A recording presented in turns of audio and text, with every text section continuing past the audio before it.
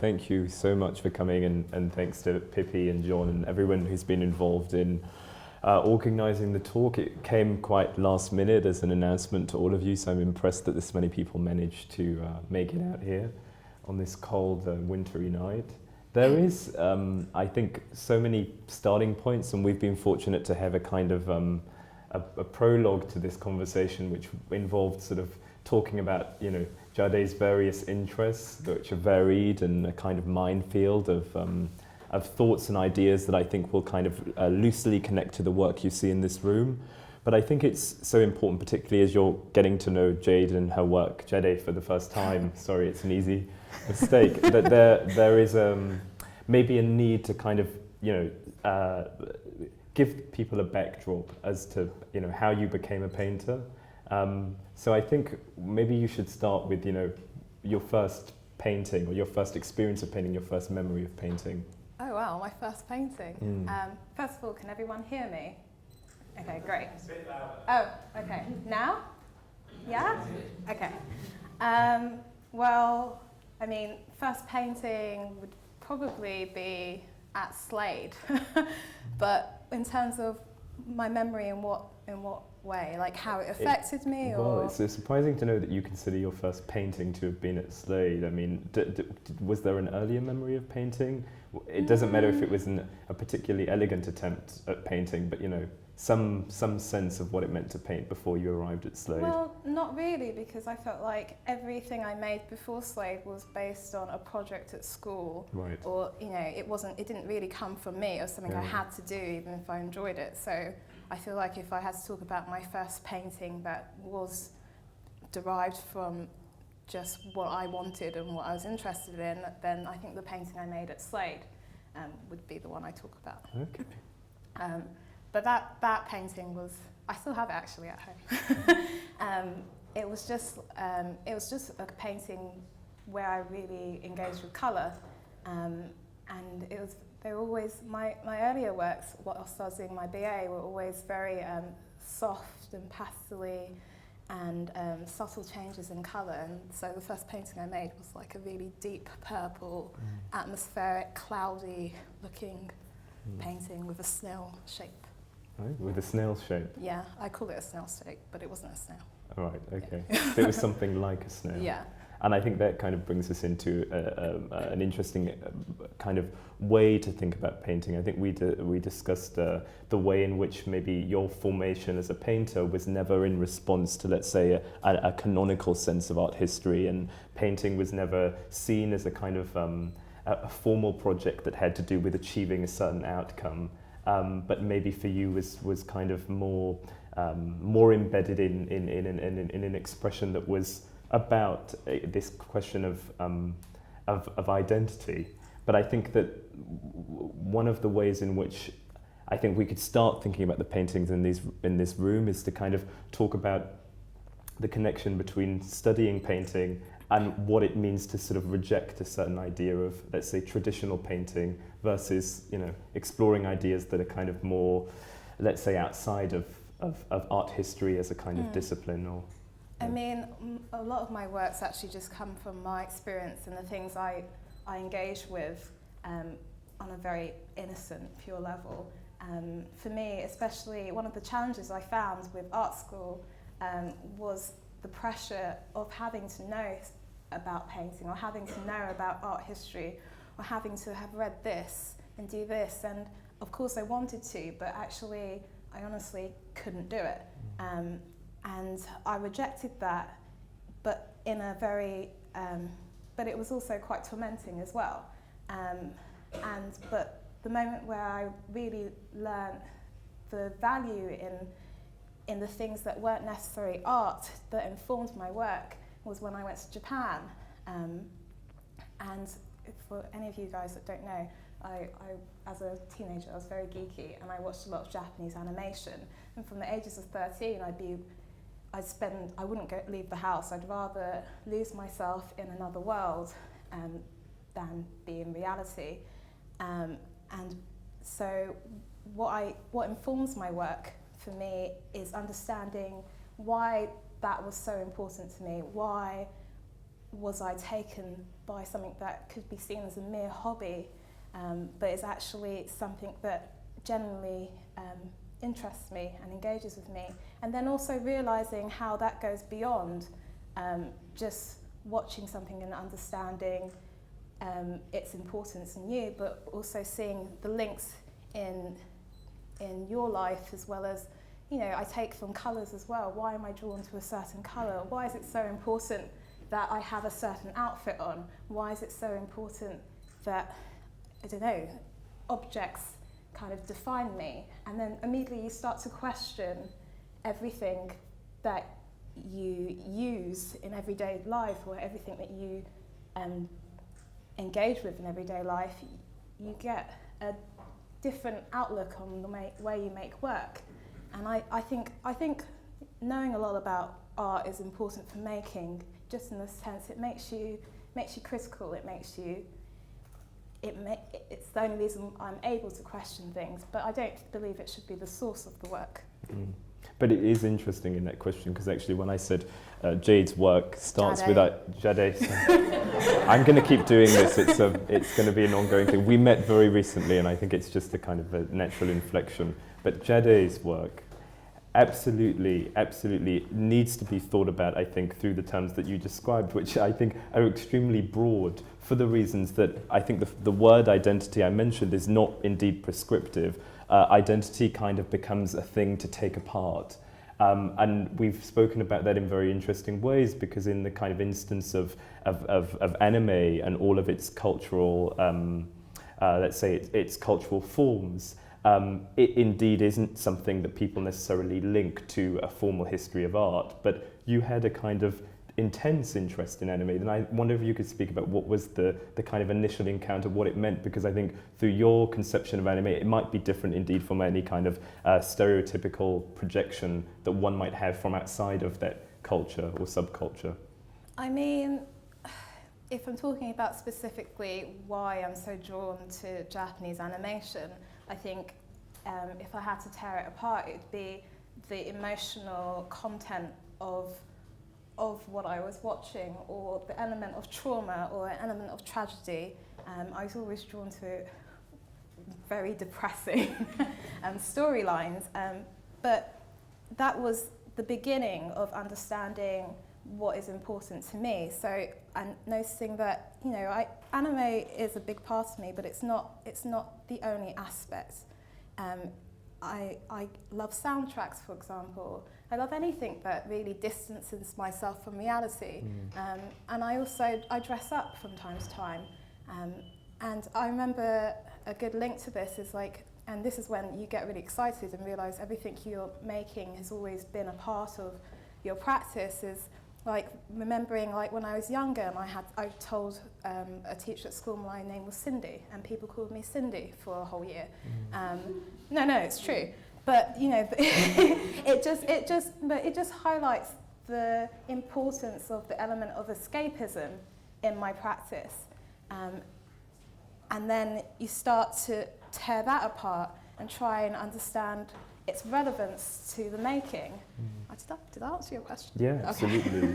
No, well, I think it's interesting, because often the way in which anime is broadly defined is a kind of sort of a threshold between the real and the unreal, and there is indeed a kind of like a kind of psychic or psychoanalytic content to that reality that is kind of formed entirely out of the imagination. But your works don't only sit within that space. I think it's important to remember that there are also kind of attempts in your studio to, it seems to me, grapple with real life events. And it's just interesting that earlier a kind of a distinction between mood and emotion was drawn up. And I thought you had a great description for how to define those two as kind of features in your work. I mean, what it is about the kind of mood of your work that has to do with anime specifically.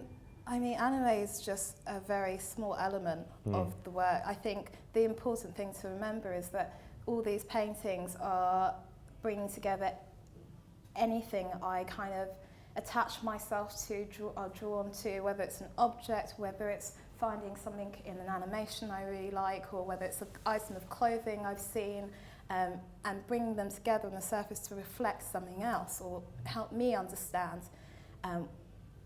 what it is about that I'm drawn to, or whether it can tell me what I am or who I am.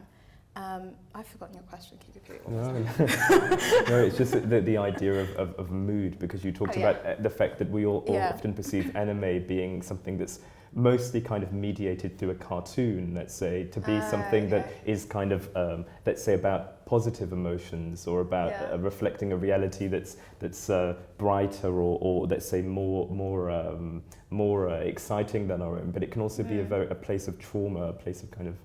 Well, then in that case, then where I was going with it, which I've remembered now, is that in that, when I do draw all those ideas together, mood does enter the work, because they're based on experience, they're based on moments. And I remember now what you're talking about, because we were discussing the element of emotion doesn't mean I paint feelings. That's a different thing. Because I'm painting moments, we have visual moods, we have physical moods, we have, I can't remember the third one. There were like 3 moods, but it doesn't matter. And then when they all come together, it enters through colour, it enters through pace in making. It enters, I think, a lot of people say my works have a lot of energy, but even though I might put a lot of energy into the work, each painting seems to have its own sense of time.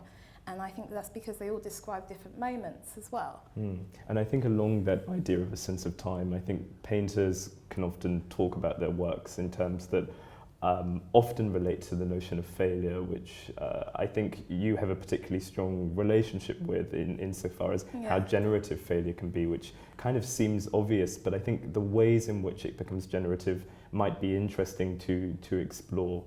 I mean, between every painting, I'm sure there's like 3 bad paintings. But I recognise the importance of that, and it's something I've actually been writing. I like to do little scribbles and notes, and it's something that I actually was writing about in my journal the other day, and realising how the struggles of making a painting are important for the successes.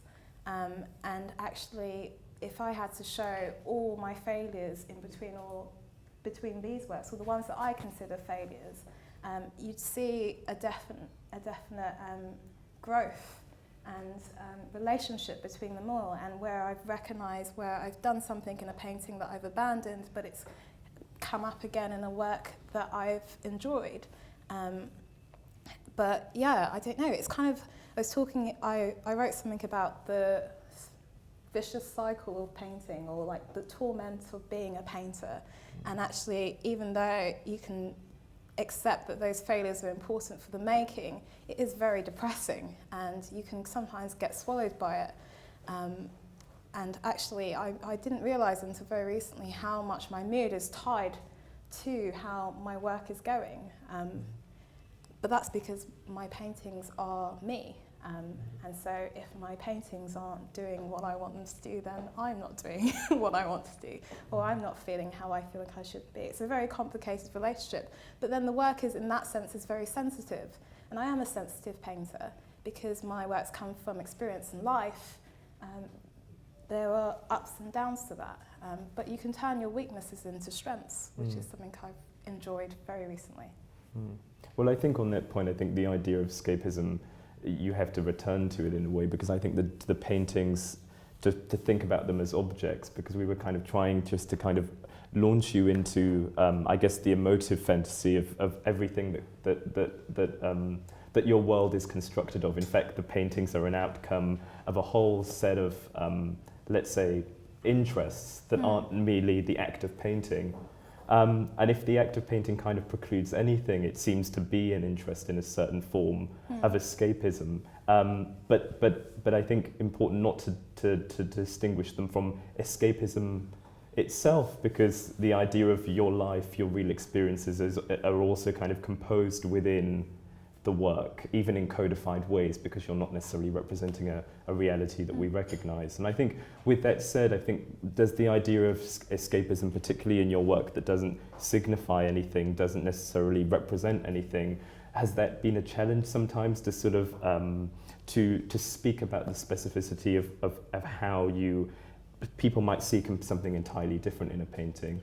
But I love the fact that whenever people look at my work, they always say, "Oh, I see this and that," and I'm like, "Oh, really? Okay." But you know, I'm in all fairness, I'm not being very descriptive in the way I paint, and the ambiguity of painting has always been important for me. I've always been against kind of really describing something form for form, shape for shape, colour for colour, and I've always liked them to remain quite open, because even I look back at her work and I see different things, but then I think sometimes that reflects just how transient we are as beings. Like the fact that my paintings can be so personal but still remain relatable is really interesting. The fact that someone can enjoy something I've made based purely on my experience kind of also says to me, maybe as humans we are quite empty vessels and we're easily filled, and that's quite exciting to notice, because my work is about lack of self, lack of just how we can interchange quite quickly. I don't know where I'm going with this, I'm going to stop now. But I think through that method, I mean, it seems that obviously when one is looking at painting, they can enter a realm, the same realm of escapism that you may be trying to depict to some extent. But then there is that idea, I think, that reoccurs of cultural baggage. I think you mentioned your first time going to Japan, you immediately identified that it was a culture that didn't necessarily embrace you, and that there was a distinction between, let's say, your projection of onto Japan as a place, as a kind of a territory of the imaginary, and the lived experience that you had there. And I think we should come back maybe to an idea of what it means to exist within these parallel worlds, because obviously painting is one dimension, anime is another, Japan is very distinct, or Tokyo is very distinct from London. What does it mean to move between those spaces and to change one's sense of how they see the world through those experiences of travel? I don't think I consider painting to be separate necessarily, but in terms of moving between cultures and moving between, and moving between different experiences, I think it's quite interesting that when I went to Japan, for example, I had this idea of the place, and it wasn't as naive as you would imagine. You know, I'd spent a lot of time watching animations, but I'd also been before, I'd learnt language, I'd read up a lot on the culture, so I wasn't very, you know, it's not like when I went there, the place gave to me surprised me. What got to me more was actually how I couldn't adapt to the place that I wanted to be, and how I would change the way I dressed as a way to feel comfortable. Or I even told people, I'd always introduced myself as, "Oh, hi, I'm Jadé, I like to drink beer." Like anything just to kind of you know, feel comfortable. But then that element of need for comfort was frustrating, because in that sense I felt like I wasn't me, or as a fake, or I didn't even know what me was anymore. But then that's when I realised that how much my personality was then intertwined with London, the place I didn't want to be, and Japan felt like a kind of unrequited love. I think we were talking about where you asked me if, as a Londoner, my home, I can't remember what it was. No, I think it's really interesting that Jade grew up in East London. Jadé. Can we just, you can call me Jose, and then we'll have this whole thing where everyone will call each other by a different name for tonight. But Jadé, I think that there is something I think we have to return to, which is the fact that, you know, you grew up in East London, but then at some point in your life felt that you to some extent, you know, anchored to London, or even imprisoned to it to a degree that you couldn't escape it. I mean, everyone has that weird relationship with this place, don't they? We love and hate it at the same time.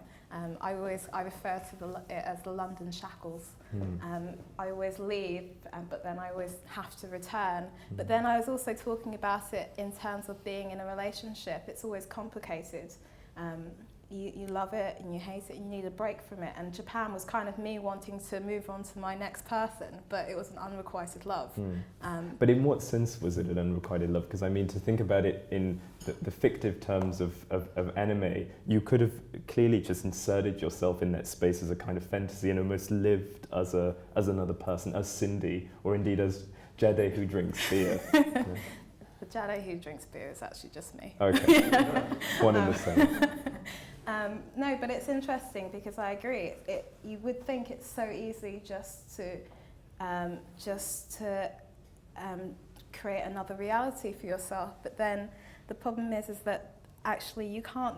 There are elements of your character you can't put to the side, and that's when I really found it quite challenging.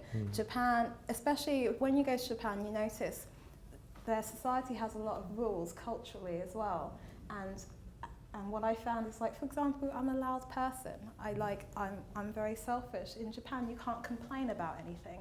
It's just seen as rude. And so if I'm brought up in a society where we're all very selfish and very, and also very loud, and then another place I'm trying to live in rejects that, then how do you push that to the side? Quite honestly, you can't. And that's what I mean when I talk about it being an unrequited love. I love the place, but we don't fit together as a puzzle piece, and then I'm forced to return to the place I don't want to be. Right. But then that makes me question me as a person as well, because then there were things that I would use to comfort the fact that we didn't work out together, and whether it was clothing, food, very, very minor things, but very important. We all use things to kind of justify our identity, and that's what's really interesting. And when you release yourself of those things, you realise how terrifying it is to realise how fluid you are and how much you can latch onto something, whether it's especially culture. Culture's a huge part of it. But if we didn't have culture, then what would you be? An empty vessel, I guess. Exactly. But I think it's so interesting that's a description you use to describe people when they look at your painting, or the kind of potentiality of looking at the painting is that you can become an empty vessel, someone who's a kind of erased of history, culture, prejudice to an extent, but then it's just that interesting fact that, one might look at the work and recall neo-expressionism, and another person will say, I see a lion, another person is like, oh, it's a field of lilies, so on and so forth. And through those, I guess you could say they're kind of abstractions on top of the abstraction itself. People do insert a kind of cultural biography. But then I think the thing is, people look at paintings and they always see those things, but they forget to question them. And I think that's really interesting, because when you start to question why you see certain things, it's an obvious projection. You see them for a reason, or you want to see them. They also reflect some sort of desire. But I think that's where I get excited. It's the questioning aspect of making work, and also hearing what people see in my paintings and questioning that derives my next thought process. Does that space between the interpretation of, say, a viewer and your process open up a space where you might even question your own reason for making a painting, or that they may, or that kind of, let's say it's a projection, it could call you to question, what your intentions were when you painted it? I mean, of course, because I've, even just a part of being in art school is when you have a crit, you hear what people see, so you can understand whether your work is doing what you want it to do. You can't control what people see, but there was a moment when we were having the talk in the other room, I can't remember what you said something without, that you saw my work, and I just thought, oh, great. It's my work's doing something. Well, actually, it is quite strange. The first time I visited the gallery was not so long ago to see this particular show. A friend of mine had said, oh, they're works that clearly, are inscribed within a history of abstraction. I said, this painting kind of, it just feels a little bit too ahistorical in a good way, that it didn't seem to refer to kind of a body of art that I'd necessarily recognized as being, let's say, a kind of clear ism or form. And then to find out that this interest in animation existed, I think helped to kind of clarify the way in which let's say the kind of morphology of your work seems to suggest that there's a kind of one thing leading into another, and in a way a kind of cartoonish way in which ideas seem to kind of emerge and then fold back into something else, and a continuation that you see throughout the paintings, even though that you said earlier, and I think this is so interesting, every painting is a kind of new attempt, but you're never trying to produce the exact same effect. But I think you could kind of expand that, because it's a big ambition to have for every painting to somehow feel new or be different from the last, in a kind of, in not only a qualitative way, but in the sense of wanting to transform an element of how you paint. I mean, yeah, it was something I was actually thinking about very recently, because although I strive for that, it's not easy, and then I started to think that rule perhaps has become a restriction as well. Sometimes it can hinder. Sometimes it's better just to do some things over and over again, just to understand or realise something else. So I don't, it's something I stick to probably in the context of having my works together, because actually I go between various forms of painting, which might not seem evident because everyone recognises the work as mine, but it can be in terms of thickness and transparency. But then I was thinking, actually, if we took some of the works out of the show and we put others next to it, you see that there are certain works that have a similarity between them. But actually, it's when you put them together that is probably more important. I do agree, for me, I want every painting to have its own sense of identity, whether it's just even as simple as a change in colour, because it means that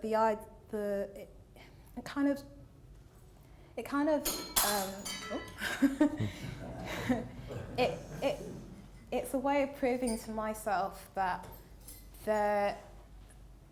there is no defining feature to me, and that fluidity does exist. And I don't know. But then again, I've been questioning that as well now. Because clearly that kind of fluidity of self doesn't exist, because you kind of pressed your nose against it in Japan, in that sense that you couldn't necessarily change your mannerisms or ways of behaving to, let's say, be constrained to one culture or another. But it's something paint seems to be able to perform, and I think that in that sense of something, or the way in which you impress yourself on the medium, becomes quite telling in terms that you're constantly trying to create new effects, and to an extent, maybe failing at times, maybe you feel you're succeeding in others, but there is always at least an attempt for this kind of morphology to continue, for there to be a kind of constant and continual shift. But then again, I think it's also just based on the way I work, because when I think back, I've always had this problem with works looking similar to each other, and it's because the way I paint, when a painting is successful for me, it's because an element of excitement has entered whilst I've been making, and I've really gotten it, swallowed by it. And so if I've done something before, I'm less excited by it. So if I try something new, I'm obviously engaged by it. So perhaps that's why when they are different from each other, they mean more to me in that sense, because I'm learning. I don't know. It's a growing process. If my paintings are me and they're growing, then maybe I'm growing. But then I'm questioning this right now as we're talking, so. Yeah, but I think something you've said before and brilliantly written in your artist statement, that you're kind of envious of paint in a sense of how it can, shape shift and become something entirely other, and its ability to produce certain effects unlike reality is something that you as a kind of self, as a human, you felt, aren't always possible. Maybe Japan being an obvious example, but I think we all encounter that in a kind of everyday. But the transformative effects of paint. Do you think that you are envious of paint, as you've said? Oh, definitely. I mean, only because there was a moment when I was at RCA and I was looking at a painting, and one of my friends said to me, "Jadé, it's getting a bit, keep it to the bedroom kind of atmosphere."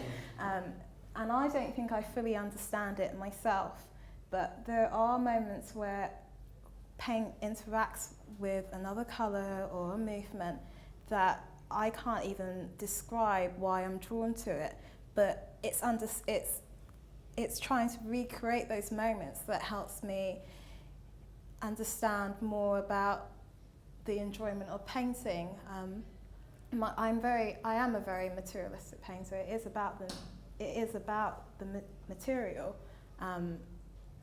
I've forgotten where I was going. No, I think it's good. It's good to not know exactly where you're going. I think in this instance, it seems like maybe the painting will figure it out before you do. Yeah, hopefully.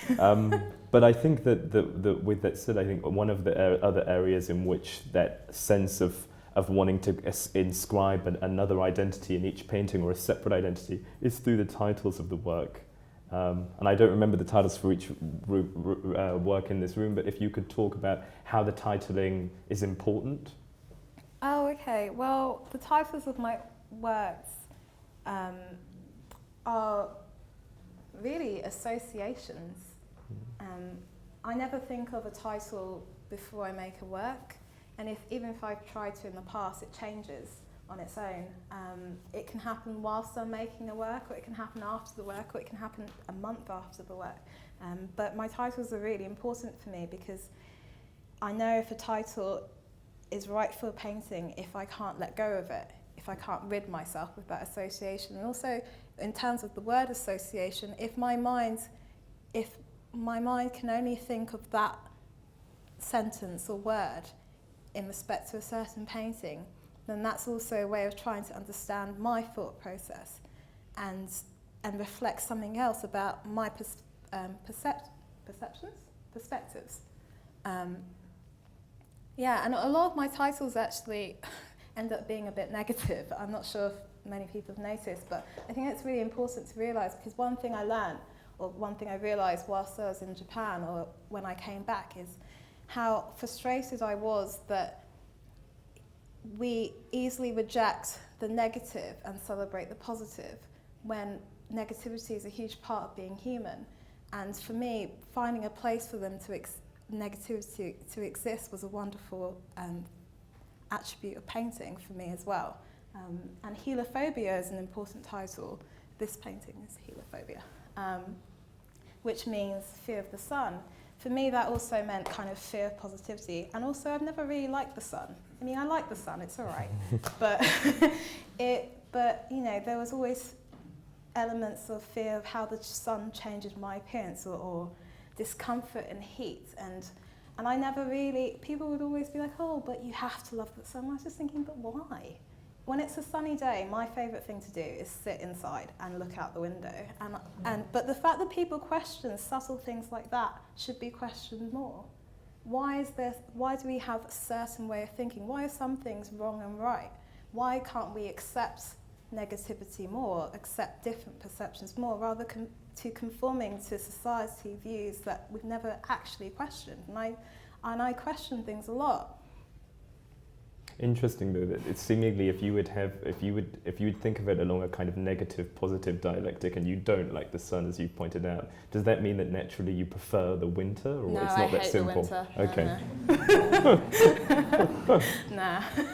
But then someone also said that makes me a very positive person, if that makes sense. The fact that I think about negativity so much means I'm positive. Well, I think it's a brilliant quote from Vital Ronald that ethnicity is the mood of anxiety, and that there is a link, I think, between being authentic and being anxious that maybe is true, I think, particularly of artists, because I think almost any good artist I know is anxious almost every day about something or other.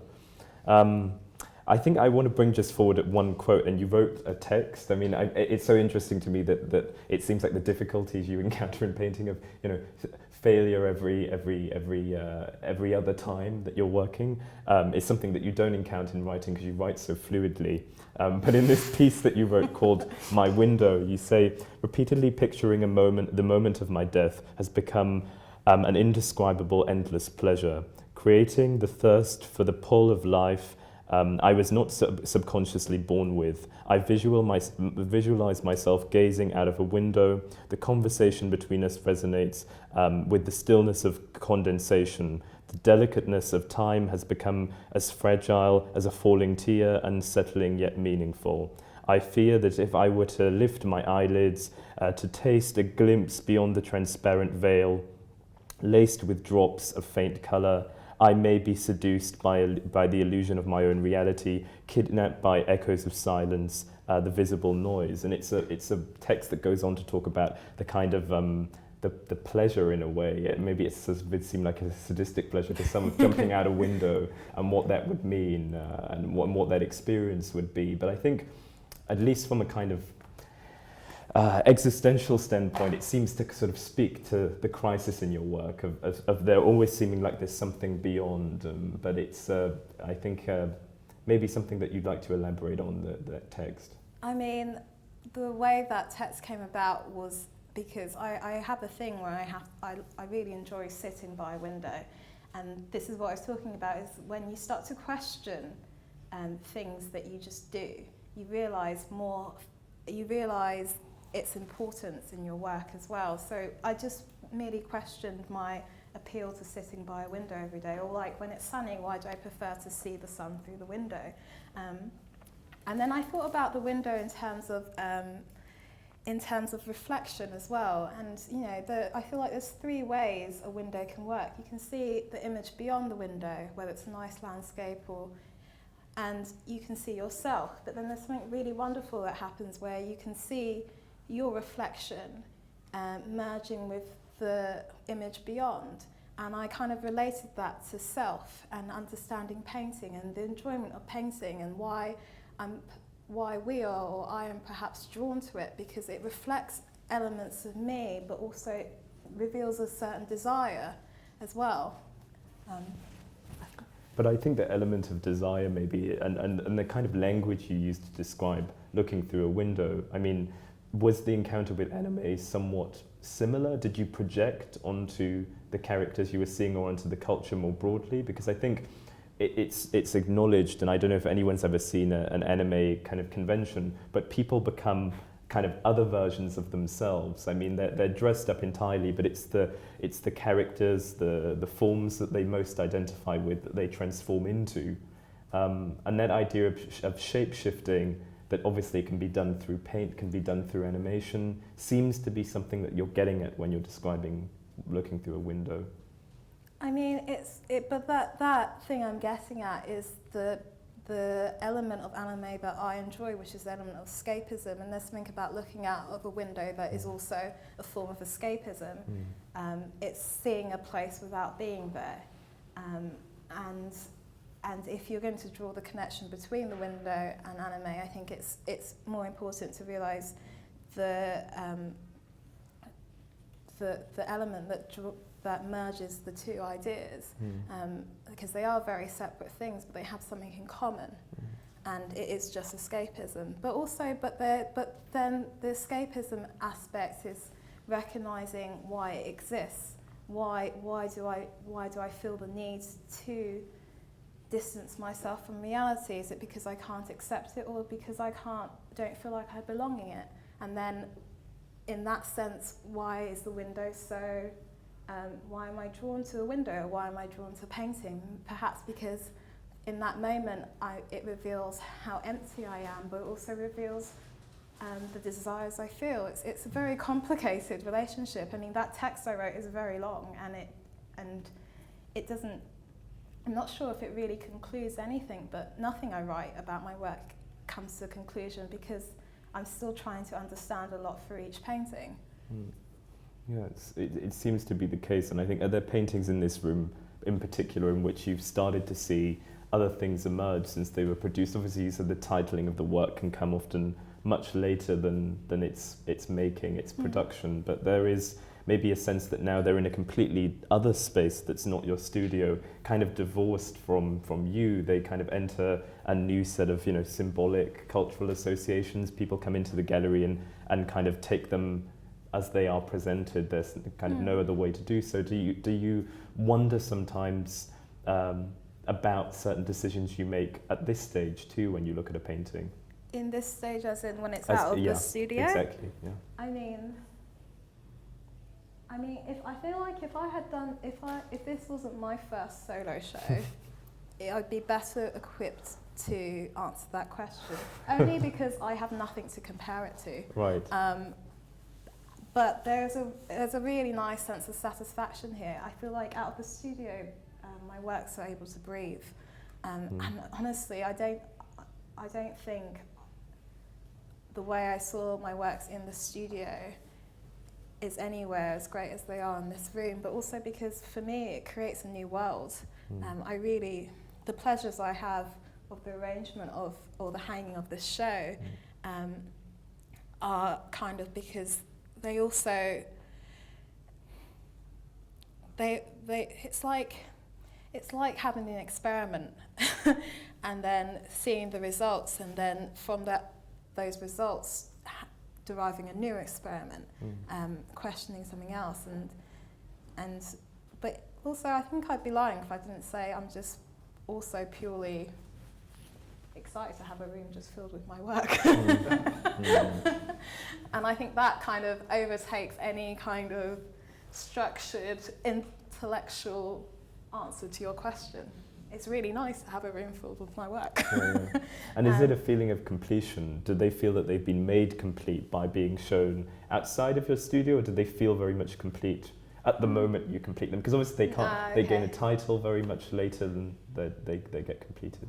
No, I feel like the sense of completion happened way before the show. I rarely go back and work on a painting after I feel like it's done, because it's a moment of satisfaction that determines whether the work is done. In fact, the paintings that I've ruined are the ones where I've kept going and haven't realised that actually my approach to the work is me attempting a new painting.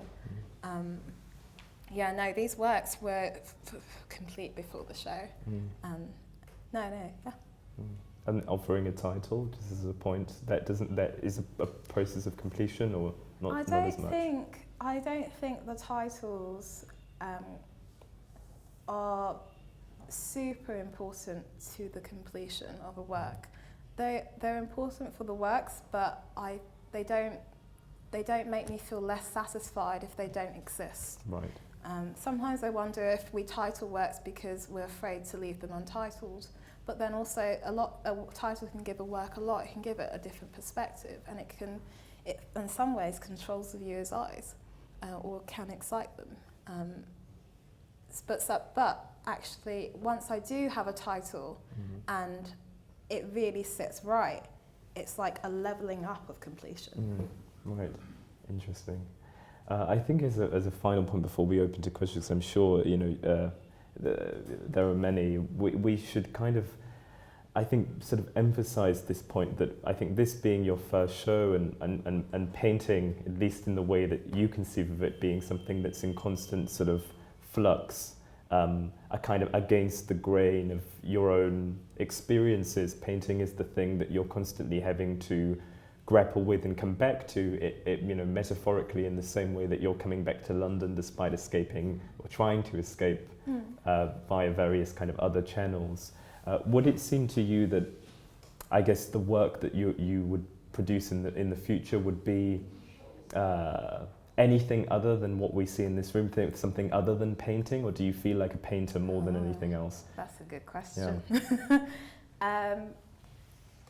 In all honesty, well, actually, before I started painting at Slade, I was doing some really bad photography. So I think there is I am interested in other mediums, but I think the reason why I've been painting for so long is because there's something I'm still trying to grapple at and understand, and I can't do more than one thing at the same time, apparently. But no, I'm very interested to see how the work grows. I don't think I'll ever answer the questions or find the answers fully that I'm trying to understand through painting. But I'm interested in installation. I'm interested in photography. I think I like to dress up, so maybe there's even an element of performance that could enter my work. But this is the first. I've got years ahead of me, so who knows what's going to happen. Yeah, and I think especially considering the kind of the morphological ways in which you've defined painting as kind of being so much beyond what you can perform in your kind of capacity as a human being, in terms of how it can shift identity, it can shift our frames of perspective. Would you say that maybe, and we spoke about this earlier in relation to Slade, which, as you were reminding me, is divided up into, I think, 3 different pathways, where one can be a painter but not necessarily exist within, not necessarily be a painter within the painting department or pathway. That maybe there's something about thinking in a painterly way that almost will never leave you, because you're a painter in essence, in accordance with how you look at the world. It's not only what you do, but it's sort of how you see.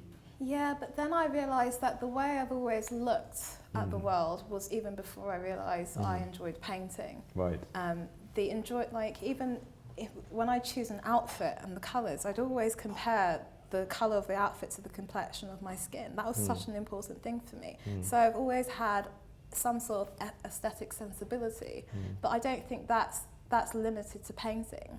You see it in cinematography as well, which is why I'm drawn to animation. Or, there's something about a soundtrack that has the same does something to me in a similar way that I haven't understood yet. But I do agree, I'll always see things through a painter's eyes, but I don't think, but then I question, maybe those are just my eyes. I don't know. Yeah. So thank you so much to Pippi and everyone at the gallery for hosting us. Thanks for coming. Of course, Jadé, I said it right on the 5th attempt. Well done. I deserve a practice for that.